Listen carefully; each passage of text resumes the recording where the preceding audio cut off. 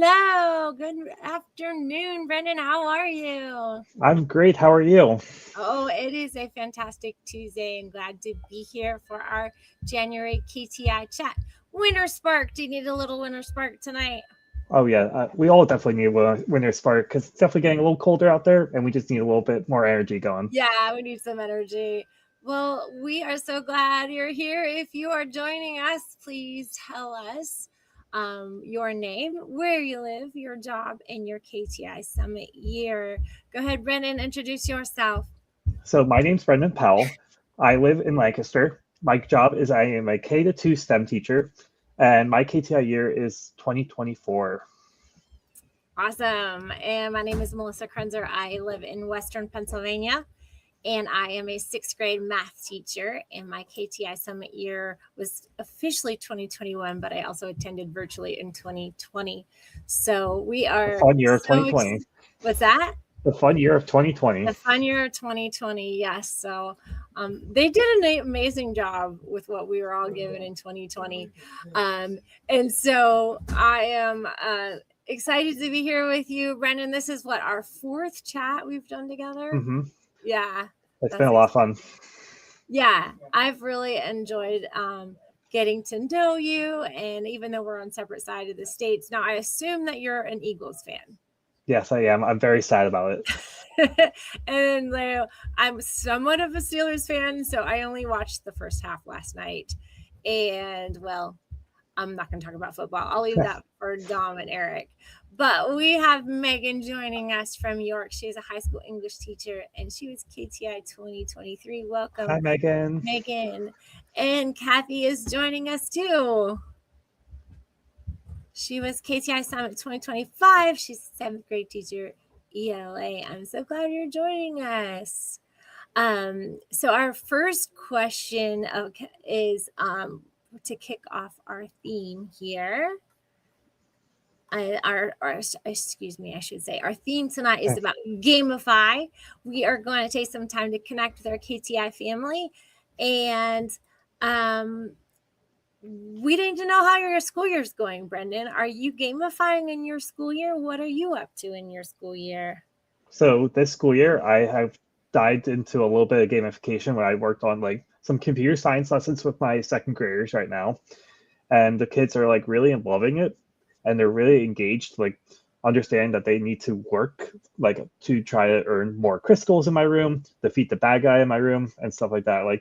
They keep asking, when are the bad guy coming back? We haven't seen him in a while. Oh my goodness. I bet you they just look forward to coming into your room every day. It's constantly asking, where's the bad guy? Is he here? Where's the crystals? Can we get him now? Can you get him? That's awesome. Do they ask what they can do to get more crystals? Because I have students that do that. Yes. So I gamify in my sixth grade math class. I have a Star Wars theme, and my whole curriculum is an outer space curriculum map of all the different planets of the components. So we just finished Fraction Frenzy, and they earn stars as they learn their math standards. And throughout the time, we have boss battles where we go up against Darth Vader.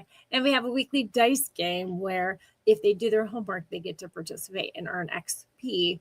And the XP helps them level up, and they can spin the wheel of prizes. And it's just so much fun that they incorporate it. And they ask, how can I get more XP? And honestly, I have 100% participation in my homework because they get XP, and they know that if they don't do their homework, they cannot play the dice game on Fridays. So for me, that 100% worth it, that motivation to get them to do their homework. My one student got really excited today and kept asking, saying, when is he coming back? Because we're typing a lot on our computers, and we're actually using our fingers. I'm like, he might come back any moment now. Oh goodness. Welcome to Laura, who is joining us for King of Prussia. She was KTI 17. Good to have you, Laura. We are ready for our second question. Brendan, kick us off with that. So our second question is, when you hear gamification, what's the first idea or image that comes into your mind, and how has that definition evolved for you? Make sure you put Q2 hashtag Q2 for your answer. Yeah, A2. Yes. So for me, I used to think about gamification had to be a board game. And I didn't think it had much to do with learning at all, to be honest. And obviously it's evolved because I see the benefit and the buy-in and the motivation and the excitement and the encouragement that the students get just by playing a game. What about you? What was your first image that comes to mind when you hear gamification? My first idea came to mind was dice. Just like having like so many dice in the classroom and the kids constantly rolling to see if they can get the numbers that they need. Yes. And because I feel like that's like a lot of times when I was in elementary school, we did a lot of like dice games. Okay. And they were fun, but like it's just constantly using dice. So then how has that evolved for you? It definitely evolved when I became the teacher. So like I was able to see like, oh, I can bring this game element into my classroom. I can bring an avatar into the classroom. Just like bring in more personality to like students' lives and everything like that. Yeah, for sure. And another part of gamification, you might just think like an online game. Like there's some great ones. The most recent one is the addition of Gimkit, right? Oh yes. Gimkit and Kahoot was the first one that came out. I believe when I first started teaching about 12 years ago, it's when I first heard about Kahoot. And then quizzes came, and then Go Formative came. Yep. And, all of these, Blookit now is a popular one, Gimkit. So that's one of the main ideas you hear of gamification. But it's definitely way more than that. Oh, it's definitely way more than that. Like I see a lot. Oh, there's Laura jumping in. She says, usually I think of Breakout EDU, physical boxes, but excited to see some newer games as well. Have you ever done a physical Breakout EDU game? Oh, they are I fun. have. I did that like I was in college and we did one as like a professional development day. And my one friend was screaming at me the whole entire time saying, "You don't understand the puzzle." I'm like, "I understand the puzzle fully." And like we were like, yelling back and forth, and the professor's just laughing in the corner because she just knows that we are just friends and stuff like that. That's funny. Megan chimes in. She says initially generic games, but now she feels more customization specific to content or characters, and really be able to do what you want to with it.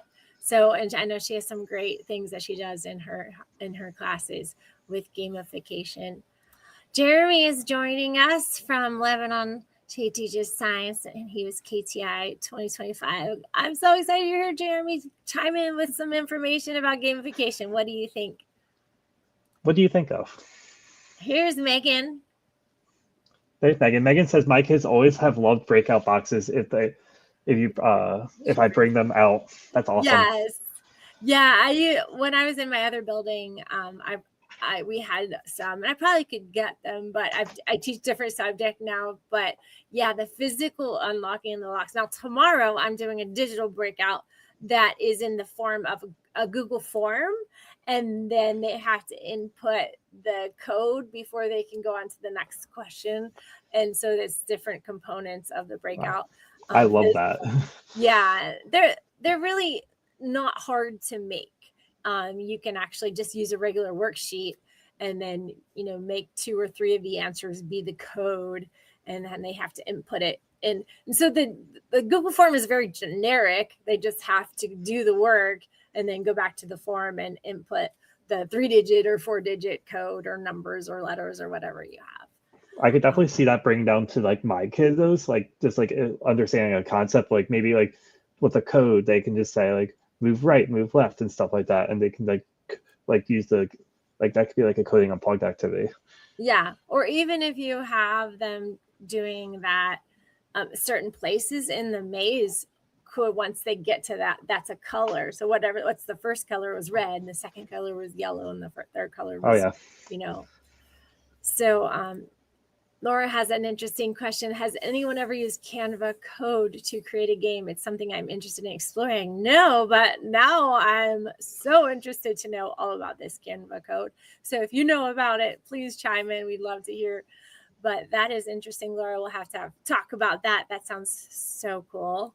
That does sound awesome. I would definitely want to try that. Yes.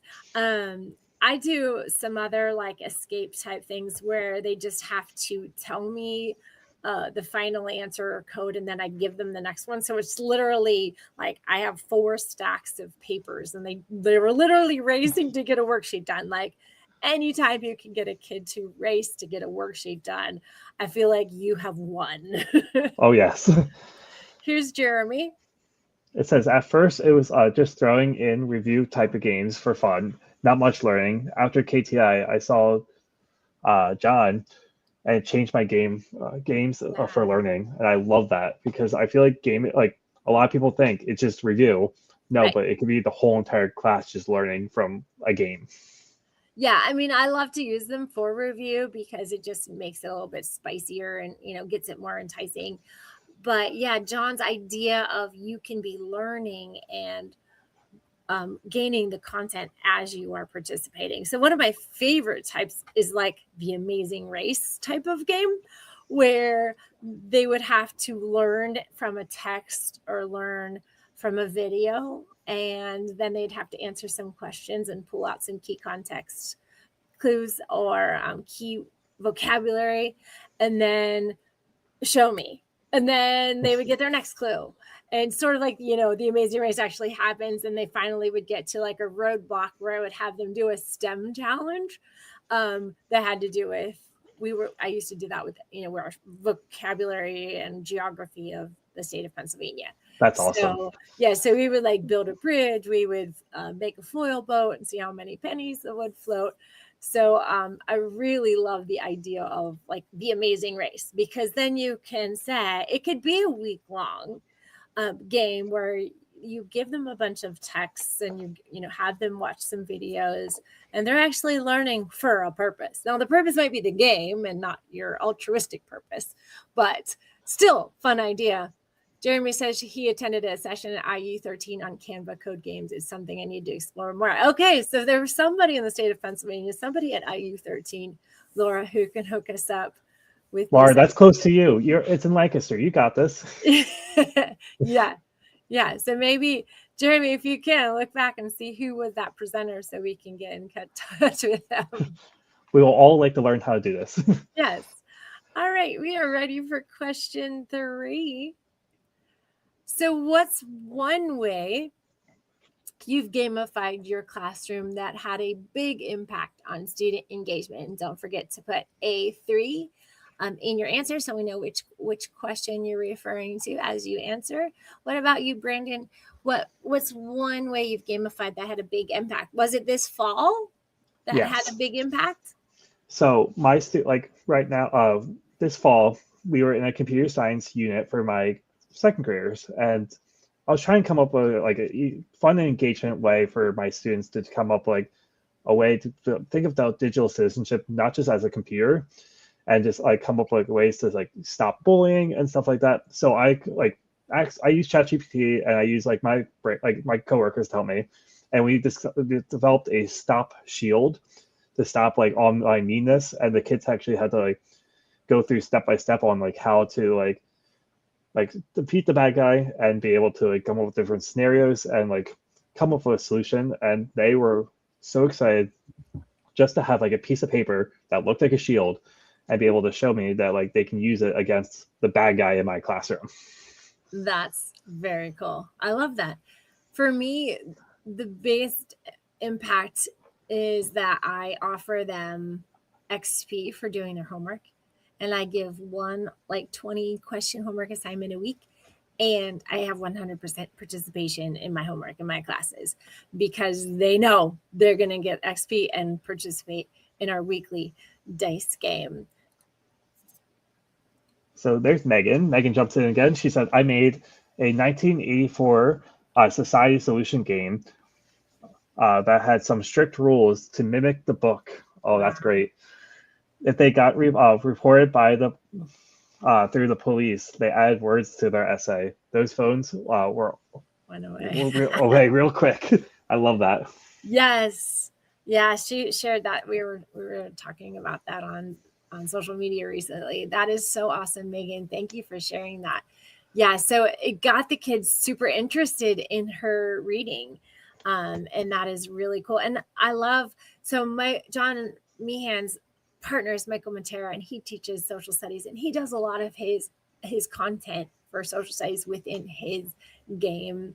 Jeremy says he's still working on figuring out how to add gamification in the new position I started this year. Tell me more. What position are you? Let's help you. Oh, by the way, Jeremy, I am going to have a session through PAECT on gamification probably in March. So it's going to be like a workshop on how to get going on gamification some more. So Laura added, so I want to share what Laura said. She says, I like any game that's also incorporates movement. Oh, I love that. Having QR codes posted in key building locations with math questions has been really fun way for students to learn health and math problems. And that's awesome, Laura, because like I feel like the movement part about the whole entire gamification is really important because they're making those connections in their brains and they're like going like running around, be like, okay, guys, scan that QR code, answer questions, go to the next one. Yes. Yeah, that is a really great idea. I love the QR codes. Although it's trickier now with the Chromebooks. You have to have do you have to have a special camera to do that, or does it have to have an app? I don't even know. Because I haven't used QR codes in a while. My kids have tablets and they always they run around with their tablets all the time. Right. We used to have iPads, and that's when I use QR codes a lot. But that is a huge impact on student engagement when they can get up out of their seats. So one of the things, of course, Christmas, they're going crazy. They just want to be on break. I did a Grinch game, and students were at their whiteboards. I have whiteboards around the perimeter of my classroom, and they work in groups of 3. And so they drew a Christmas tree, and I gave each team 4 gifts. They're just paper gifts with magnets on them. And then they had to answer math questions. So I had questions from the review of our entire math year so far. And then they got the question correctly. They got to draw a card. Now, if they got a heart on the card, they got a gift to give to another team. If they got a Santa on their card, they got a gift to put under their tree. And if they got a Grinch on their card, they had to go steal a gift from another team. And of course, that was the big favorite.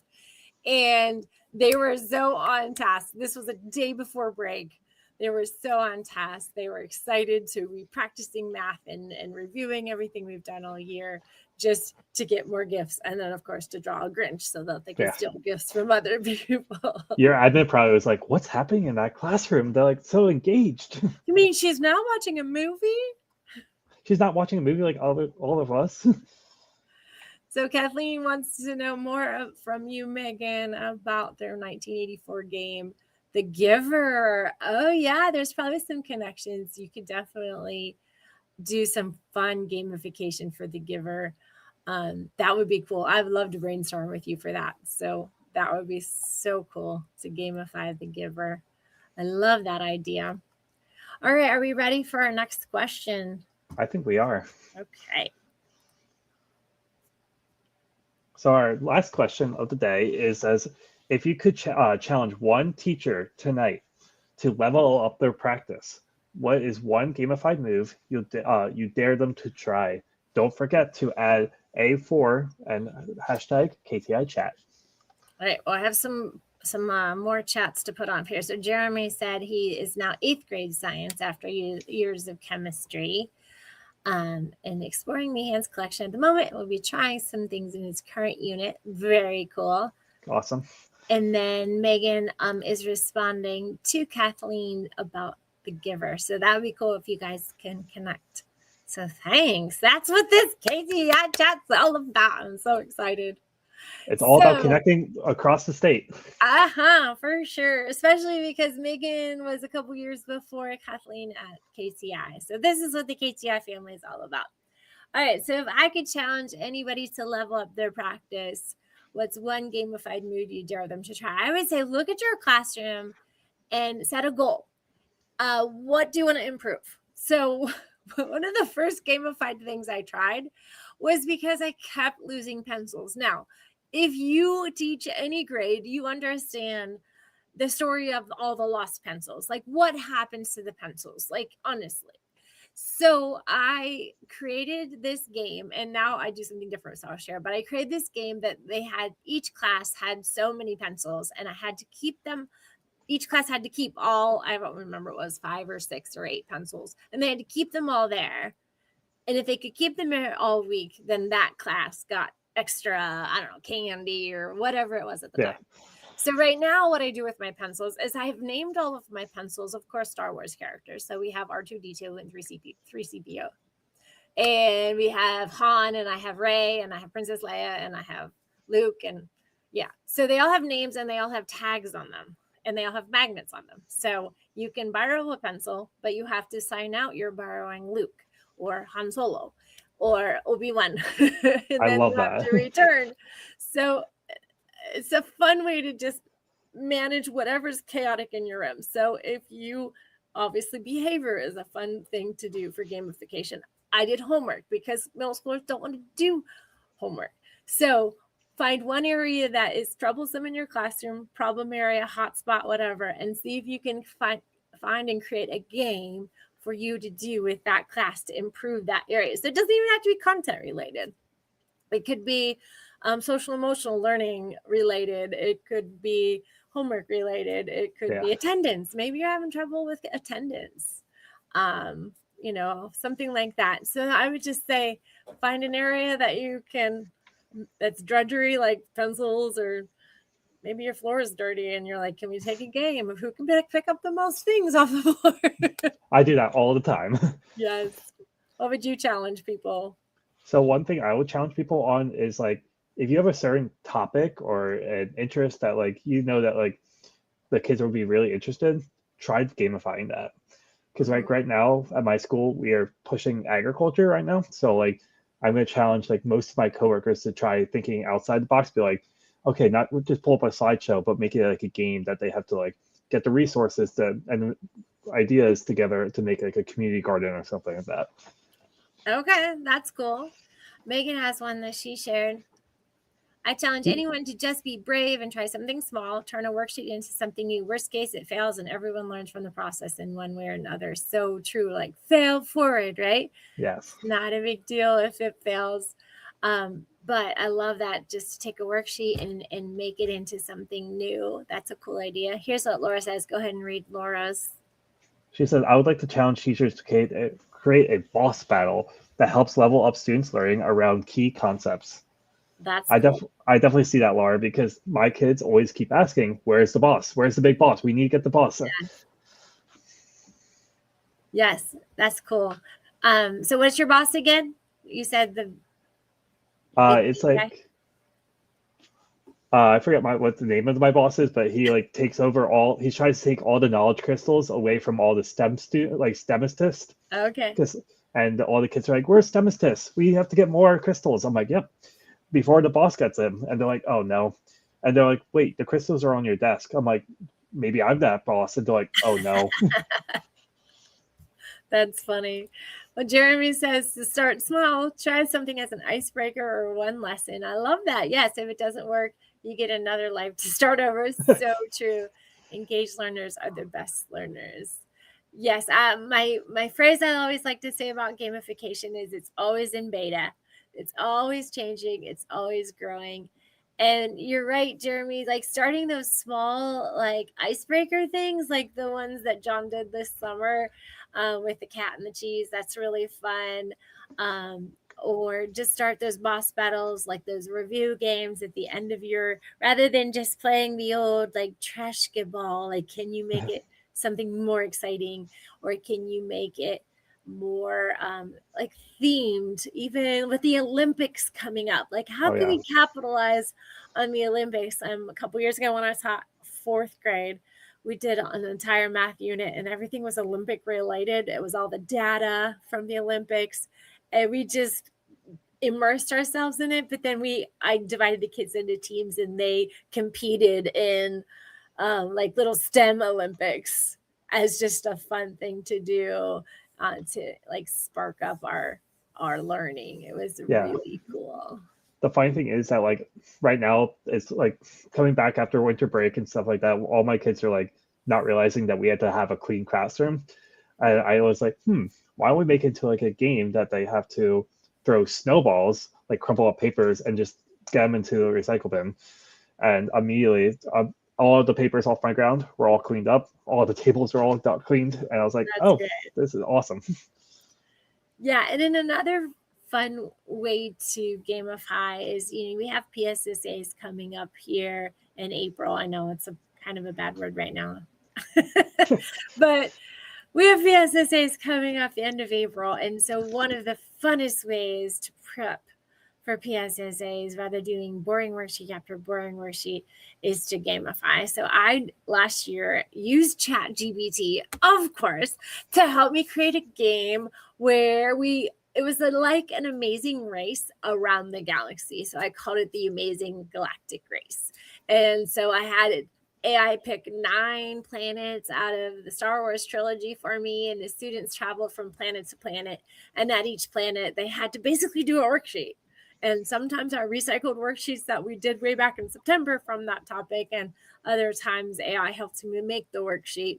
And I had pit stops too, where they had to do the STEM challenges. I think I did the boats and the foil boats and the pennies, and I did the stacking, like the bridge one where I had 2 piles of books, and they had to create a bridge. Yeah. And they have to roll a dice, and then there's 2 options when they roll. Like they either have a span of 4 inches or 6 inches, or they roll the dice and they have to use these materials or these materials to do it, just so breaking up some of the math. But that was super fun to use AI to help me create this big review game. And of course, I'm the expert. AI just helped me be the brainstorm partner. And it was really cool. AI is the best tool to come up with a simple idea, be like, help me gamify this and everything like that. Yeah, I did that the other day, and I said, help me gamify some problems. And it added a couple twists to something I've done for a long time, which is basically putting math problems on cards, and the kids stand up boards and go get a new card and do the problem and go get a new card. But it said, what if you threw this card in? And it was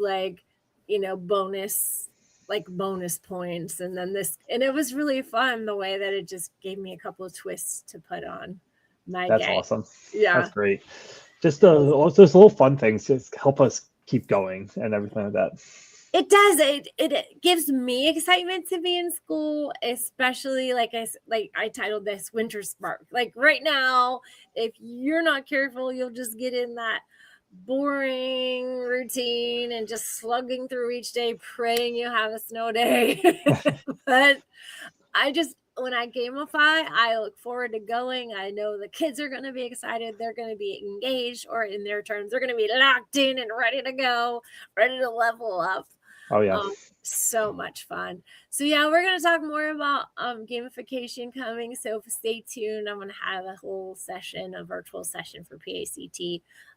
People have been asking me, hey, you need to do that. We'll be talking about gamification a little bit at P&C coming up, but I'm so glad you're joining us. Jeremy has something. Laura, you know Lindsay.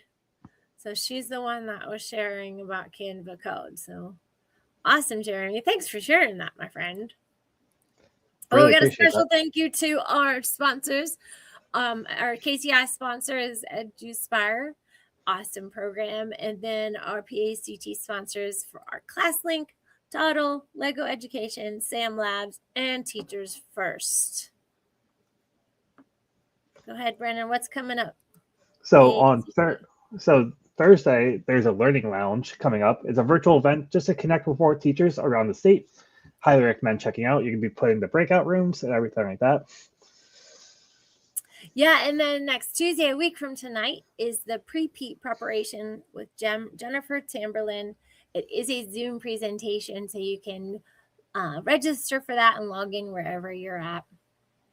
And then on Thursday, January 22nd, there's another Zoom gathering, and it's called Teachers Wellness Reconnecting and Recharging. So our favorite event of the year is about to come up. I hope to see you all at P&C. And we have a pre-conference that a committee and I have been working on about It's KTI Ninja Warrior. And of course, it's going to be gamified. So exciting. And we're going to talk about having a warrior mindset. So we're going to strengthen your mindset and enhance your skills. You can register for that on the PAECT website. And you do not need to be at Pete to go. Yes, good point. And then on Monday at Pete, if you're going to Pete and C, is PACT Day. Wear all your PACT gear and join the regional directors for lunch in the ballroom. Yes, that'll be so cool. And then Tuesday, we're wearing our purple. So bring your purple shirts to Pete and C so we can connect with our KTI family. And we hope to see you all there. Thanks for joining us tonight.